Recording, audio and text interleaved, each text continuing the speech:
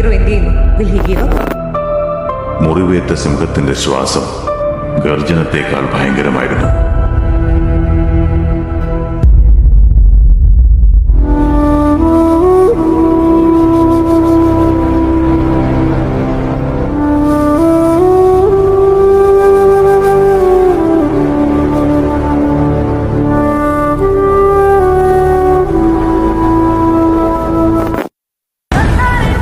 അലകൾ കാത്തിരിക്കുന്നത് തീരത്തെ പുൽകാനാണ്.